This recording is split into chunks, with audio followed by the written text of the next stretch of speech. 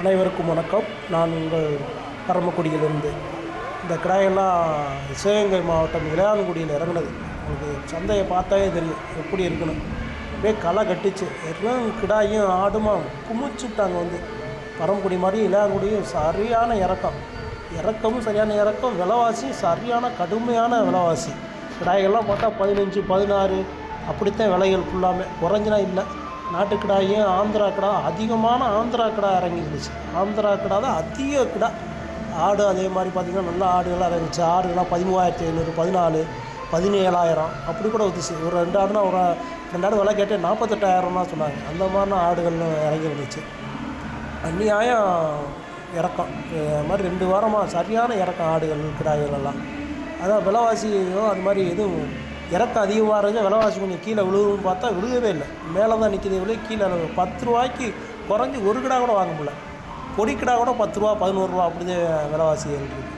அதனால் அந்த விலைவாசியில் பார்த்தா கறி கடைக்குன்னா கிலோ 1100, 1200 போடணும். போட்டால் தான் கறி கடையெல்லாம் கிடா கறிலாம் இருக்கிறவங்களாம். ஆடுமே ஒன்றும் குறைச்சினா, இப்போ ஆடுமே விலைவாசி குறைச்சினா ஒன்றும் கிடைக்கிதில்ல. ஆடுனா 13,000, 14,000 அந்த மாதிரி தான் இருக்குது. இதெல்லாம் பார்த்திங்கன்னா ஆந்திரா கிராஸ். இந்த கிடாயெல்லாம் பார்க்கலாம். இதெல்லாம் நாட்டு கிடாய்கள் கிடையாது. எடைங்க நல்லா நிற்கும். இதெல்லாம் பார்த்திங்கன்னா 14,500, 15,000, 17,000 அப்படி தான் விலைவாசின்னு சொன்னாங்க. அப்படியே 14,500, 15 அப்படின்னு தீர்ந்துச்சு கிடாய். நல்ல கிடாய்னா நல்ல அழுத்தமான கிடாய்கள். இந்த கிடாயெல்லாம் உங்களுக்கு பார்த்தாவே தெரியும். நல்ல ஒரு ரஃப்பான கிடாயெல்லாம் இருக்கும், நல்ல கிடாயெல்லாம் இருக்கும். ஆனால் கறிகள் எப்படி இருக்குன்னு நம்மளுக்கு தெரியாது. ஆனால் சில பேர் சொன்னாங்க பிராய்லர் கறி மாதிரி இருக்கும் அப்படி மாதிரி சொன்னாங்க. நாட்டு கிடாய்க்கும் இதுக்கு வித்தியாசம் இருக்கும். இப்போலாம் மொத்த கறினா இந்த மாதிரி கிடா தான் கொடுத்தா தான் கட்டும். வேறு வழி இல்லை எங்களுக்கும். மக்கள் பார்த்திங்கன்னா 800 ரூபாய்க்கு, 750 ரூபாய்க்கு, 850 ரூபாய்க்கு கறி கேட்குறாங்க. கிடா கறி 900 ரூபாய்க்கு கறி கடையில் போட்டாவே கட்டுதில்லை. மொத்த கறினா சுத்தமாக கட்டுதில்லை. அப்போ இந்த மாதிரி கிடாய்கள் வாங்கி கொடுத்தா தான் எங்களுக்கும் கட்டும். வேறு வழி இல்லாமல் இந்த மாதிரி கிடாய்கள் தான் கறி கடைக்காரங்களாம் வாங்கி கொடுக்க ஆரம்பிக்கிறாங்க. வேறு வழியே கிடையாது எங்களுக்கும். ஏன்னா நாட்டு கிடாய்னா 1200 கிலோ போட்டு வாங்கினா தான் கிடா வாங்க முடியுது. இந்த கிடாயெல்லாம் கொஞ்சம் அனுசரித்து கொடுக்குறாங்கன்னு இது அனுசரிக்கிறது காட்டிலும் இடம் நிற்கும். இந்த கிடா பார்த்திங்கன்னா மேய்ச்சல் இல்லாமல் கோதுமை, அரிசி இந்த மாதிரி வச்சு கொடுக்குறதுனால நல்ல கறி எடை, நல்லா வெயிட்டு வச்சு நல்லா இருக்கும் இதில். அதனால் ஓரளவுக்கு வெயிட்டு நிற்கும் மொத்த எடைக்கு. அதனால் இந்த மாதிரி கிடாய்கள் தான் கறி கடைகளுக்கு நம்மளுக்கு கட்டும். இதை கட்டணும் குறைச்சினா நம்ம ஒன்றுமே பண்ண முடியாது. நாட்டு கிடாயெல்லாம் வாங்கி போல விலைவாசியில் கொடுக்கவே முடியாது. அப்படி இருக்குது. நாட்டு கிடாய்கள் வாங்கி கொடுக்கணும் அப்படின்னா எப்படி போனாலும் 1100 ரூபாய்க்கு விலை பேசணும் போல இருக்குதுங்க. கிலோ 900 ரூபாய்க்குனா பேசினா கட்டுதில்லை. ரொம்ப சிரமப்பட வேண்டியதாக இருக்குது. இந்த கிடாயெல்லாம் பார்த்தீங்கன்னாவே தெரியும் உங்களுக்கு. நல்ல வெயிட்டு. இந்த மாதிரி கிடாய்கள்லாம் நல்ல வெயிட்டாக இருக்கும், நல்லாவும் இருக்கும். இப்போ கோயில் குளத்துக்கே முன்னாடி நம்ம ராமநாதபுரம் மாவட்டம், சிவகங்கை மாவட்டம் இந்த மாதிரி கிடாயெல்லாம் கோயிலுக்குலாம் வாங்கி வெட்ட மாட்டாங்க. இப்போ வேறு வழி இல்லாமல் இந்த மாதிரி கிடாயெல்லாம் கோயிலுக்கு வாங்கி வெட்ட ஆரம்பிக்கிறாங்க. வேறு இது கிடையாது. நாட்டு கிடாய்கள் விலைவாசி அதிகமாக இருக்குது, நம்ம அதை வாங்க முடியல அப்படின்னு சொல்லிட்டு இந்த மாதிரி கிடாய்கள்லாம் வாங்குறாங்க. இது சேலம் கருப்பு வேறு இருக்குது, நாட்டு நம்ம ஆந்திரா வேறு இருக்குது. இவங்கெல்லாம் பார்த்திங்கன்னா நம்ம மொத்தமாக அப்படியே இறக்கி கொண்டு விற்பாங்க. நம்ம ராமநாதபுரம் மாவட்டத்துக்கார வியாபாரிகள் தான் அவங்களாம், நம்ம தெரிஞ்சவங்க தான். நல்லா மொத்தமாக கொண்டு விற்பாங்க. அதனால் ஓரளவுக்கு நல்லாவும் விலைவாசிகளும் நல்லா இந்த கிடாய்கள் தான் கட்டுது. கறிக்கடைகளில் வாங்கி சில பேர்லாம் கொடுக்குறதுக்கு இந்த கிடா தான் கட்டுது. அதனால் இந்த கிடாயெல்லாம் வாங்கி கறிக்கடைக்காரங்களும் இதான் வாங்கிட்டு போகிறாங்க. இப்போ சில ஏரியா கறிக்கடைக்காரங்களும் இந்த கிடாயெல்லாம் தான் வாங்குறாங்க. உங்களுக்கு பார்த்தாவே தெரியும். ஆடு கிடா சந்தையில் நிற்க முடியாத அளவுக்கு இறங்குது. அந்த அளவுக்கு உள்ளே இறங்கினாலும் ஆடு குட்டிகள் இறக்கம் அதிகமாக இருந்தால் விலை கொஞ்சமாக குறையும் நாங்கள் எதிர்பார்ப்போம். ஆனால் பார்த்தா குறையிறதுக்கு வாய்ப்பே இருக்க மாட்டேங்குது.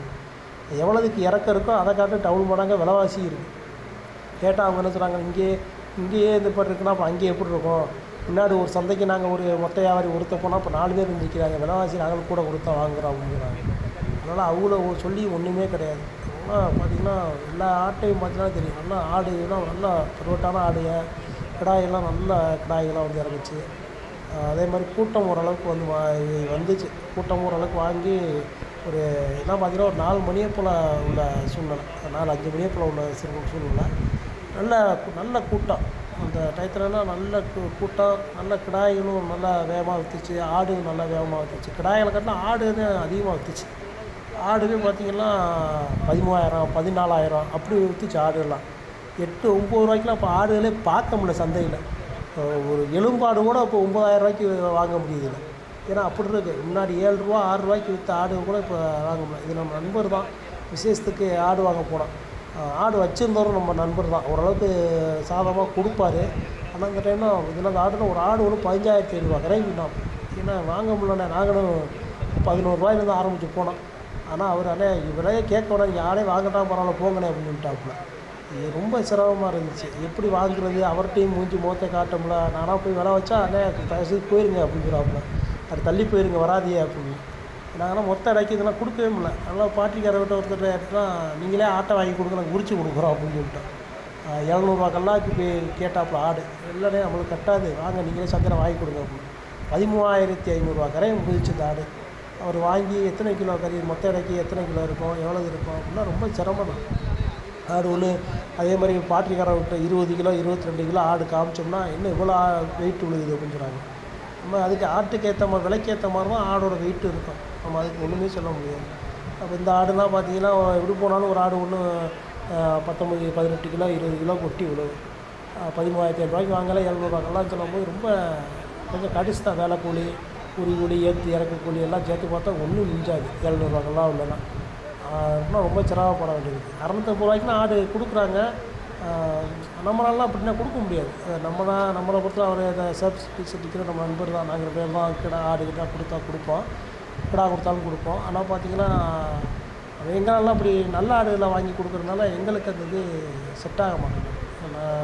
எப்படி கொடுக்குறதுன்னு தெரியல.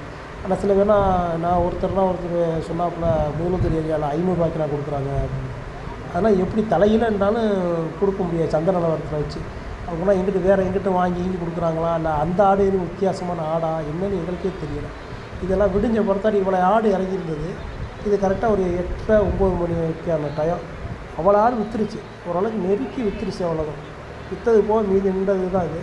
இதையுமே நாங்கள் இந்த ஆந்திரா கடாயெல்லாம் லாஸ்ட்டு விற்று முடித்த பொறுத்தாடி போய் விலை கேட்டு பார்த்தோம். ஏதாச்சும் 1 2 ஆகுதான்னு பார்ப்போம் அப்படின்னு இந்த கடாயெல்லாம் தொட்டு பார்த்தோம். இப்போ விலை கேட்டால் அவர் நமக்கு தெரிஞ்ச நண்பர் தான் வச்சுருந்தார். அவர்கிட்ட போய் கேட்டால் நீங்கள் வாங்கவே வேணாம் போங்க ஃபஸ்ட்டு அப்படின்னு சொல்லிட்டாப்புல.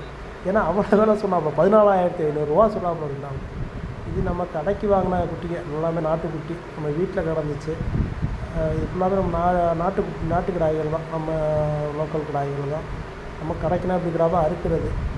ஏன்னா சில பேர்லாம் இப்போ ஆந்திரா கிடா அப்போ இப்படி சொல்கிறாங்க.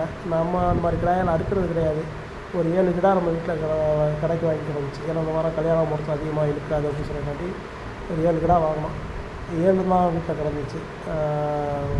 அந்த கிடா